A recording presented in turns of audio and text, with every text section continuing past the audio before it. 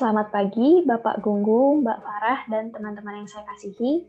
Perkenalkan, nama saya Yudita Eva. Pada kesempatan kali ini, saya akan menjelaskan mengenai pembahasan PR AKL sesi 4, yaitu P41 dan P47. Pada soal P41, dijelaskan bahwa PEM membeli 75% saham Sun yang beredar dengan nilai $4.800.000 pada tanggal 1 Januari 2016. Pada saat itu, stockholders equity yang dimiliki oleh Sun terdiri dari capital stock, additional paid-in capital, dan retained earnings.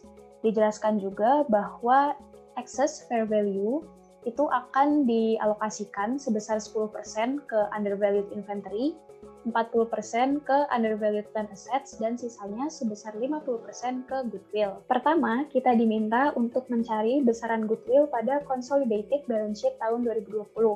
Maka kita perlu mencari terlebih dahulu total excess of fair value over book value dengan menselisihkan implied fair value dengan book value of Sun. Di sini 6.400 ditemukan dengan mencari nilai 100% dari total stockholders equity Sun yang tertera pada soal. Nah, kenapa equity? Karena equity itu sama dengan net assets. Setelah diselisihkan akan ketemu hasilnya $1.600. Nah, ini tinggal dikalikan dengan alokasi goodwill, yaitu tadi 50%. Maka ditemukan besaran goodwill sebesar $800. Kedua, kita diminta untuk mencari besaran non-controlling interest share. Untuk menemukan itu, kita perlu mengetahui besaran net income. Besaran net income diketahui pertama dengan menselisihkan sales dan expense dari comparative trial balance, kemudian dikurangi dengan amortization of excess from plant assets. Tadi kan plant assets alokasinya sebesar $640. Itu dibagi dengan sisa umur ekonomisnya, yaitu 8 tahun. Maka di sini ketemu angka $80. Nanti besaran net income-nya $720 itu disesuaikan dengan besaran non-controlling interest share, yaitu 25%.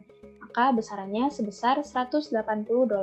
Ketiga, kita diminta untuk mencari besaran consolidated retained earnings di tahun 2019, di mana jumlahnya itu setara dengan retained earnings milik PEM yang tertera pada soal, di mana itu merupakan saldo awal retained earnings di awal tahun 2020, jadi sama dengan saldo retained earnings di akhir tahun 2019.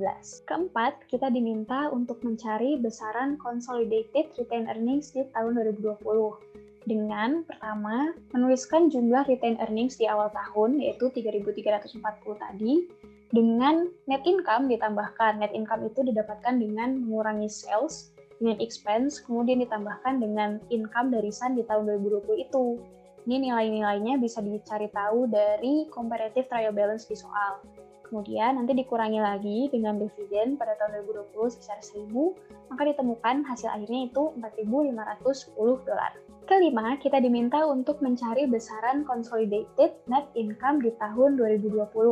Di mana seperti yang kita tahu, net income ini ditemukan dengan menselisihkan sales dan expense. Tapi perlu diingat, perlu ditotalkan terlebih dahulu miliknya PEM dan Sun ya.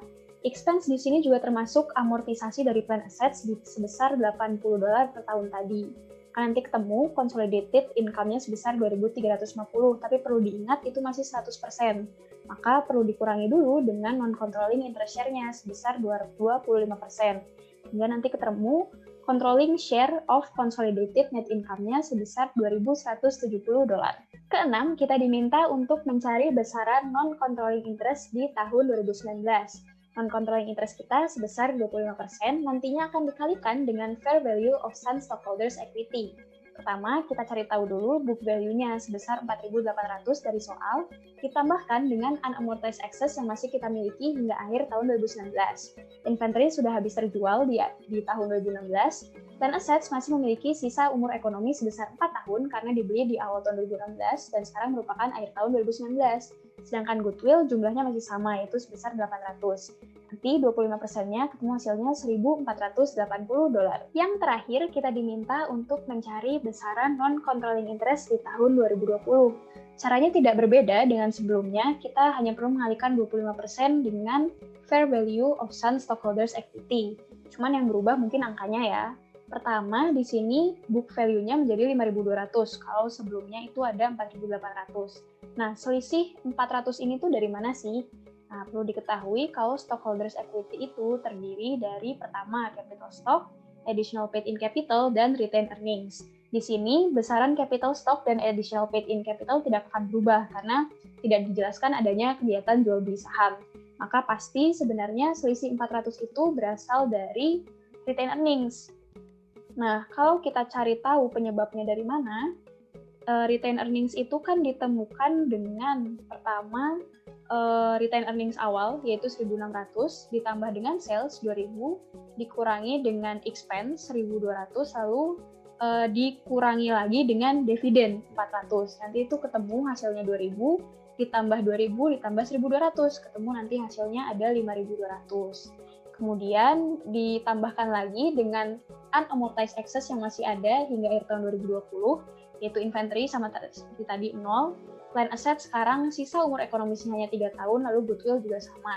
Jadi nanti ditemukan total non-controlling interest di tahun 2020 yaitu $1.560.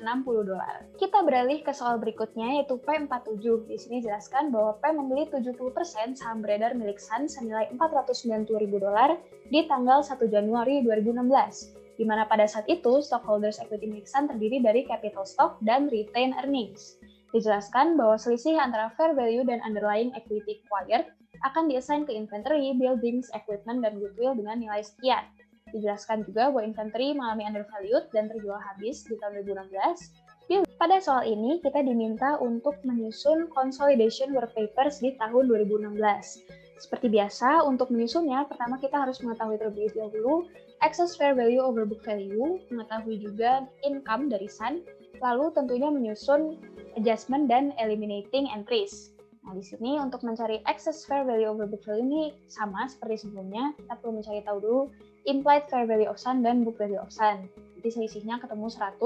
100 ini akan dialokasikan sesuai soal inventory $5.000, buildings 14.000, equipment 21.000 dan sisanya ke goodwill. Nah, kemudian untuk net income, reported net income ini nilainya dari soal net income. Nah, ini 100. Kemudian dikurangi dengan excess allocated. Di sini karena building sisa umurnya 7 tahun, maka dibagi ketemu $2. Equipment juga seperti itu, 21 dibagi 3, $7. Nah, nanti disesuaikan dibagi mana yang milik controlling share, 70% milik PEM dan sisanya 30% non-controlling interest share. Sekarang kita sudah bisa menyusun work paper entries-nya. Pertama, kita mendebit income from Sun dan mengkredit dividends dan investment in Sun. Angka income 60,2 didapatkan dari perhitungan sebelumnya, yaitu 70% controlling share dari adjusted income from Sun. Kemudian, dividen $35 didapatkan dari 70% dari dividen dari Sun, yaitu $50. Selisihnya akan mengurangi investment in Sun sebesar $25,2. Jurnal yang kedua, kita mencatat akuisisi capital stock dan retained earnings dari Sun. Sini nilai 500 dan 100 dari soal. Kemudian untuk investment in Sun juga dari soal $490.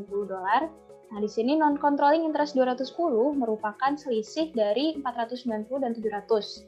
Itu co-investment dan implied fair value-nya. Nah, selisihnya dari 600 dan 700 ini akan masuk ke akun unamortized excess. Lanjut ke jurnal yang ketiga, di sini kita mencatat alokasi dari selisih book value dan fair value tadi 100.000 ya. Seperti di soal, 5.000 kita ke inventory, 14 ke buildings, 21 ke equipment, dan sisanya 60 ke goodwill. Nah, di sini nanti 100.000 akan masuk ke akun unamortized excess. Jurnal yang keempat dan kelima, di sini kita mencatat depresiasi dari buildings dan equipment. Angka $2 didapatkan dengan membagi $14 dengan sisa umur ekonomis sebesar 7 tahun, dan kemudian yang equipment $7 didapatkan dengan membagi $21 dengan sisa umur ekonomis selama 3 tahun. Kita lanjut ke jurnal yang keenam, di sini kita mencatat non-controlling interest share. Non-controlling interest share senilai 25,8 ini ditemukan dari penghitungan sebelumnya, 25,8.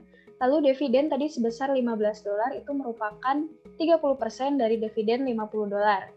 Sisanya, selisihnya, itu akan menjadi akun non-controlling interest. Lalu di jurnal yang ketujuh, kita mencatat pelunasan nih, account payable dan account receivable dari soal. Tadi dijelaskan bahwa Suns itu memiliki utang 10.000 ke PEM yang akan jatuh tempo di tanggal 15 Januari 2017. Nah, ini akan dihapuskan 10.000. Di jurnal yang ke-8, kita akan mencatat transaksi dividen antara PEM dan Sun. $14 ini didapatkan dari dividends payable dari Sun $20 dikalikan dengan controlling interest share, yaitu 70%. Sekarang kita sudah bisa menyusun consolidation work papers. Nah, pertama biasa kita menyalin akun-akun dan nominal-nominalnya dari tadi di soal ada income statement, retained earnings, dan balance sheet. Nah, kemudian kita masukkan juga angka-angka dari adjustment dan eliminating entries yang tadi kita buat. Nanti akan ditemukan total dari controlling share of net income dari consolidated statements itu ada 255,2. Lalu untuk retained earnings di akhir tahun 2016 ada 355,2. Lalu untuk total assets di sini ada $2.102. Dan untuk total dari liabilities dan equities-nya juga $2.102. Sekian hal yang bisa saya jelaskan pada kesempatan kali ini. Sekali lagi saya mohon maaf apabila ada terdapat kekurangan. Terima kasih dan sampai jumpa di kesempatan lainnya.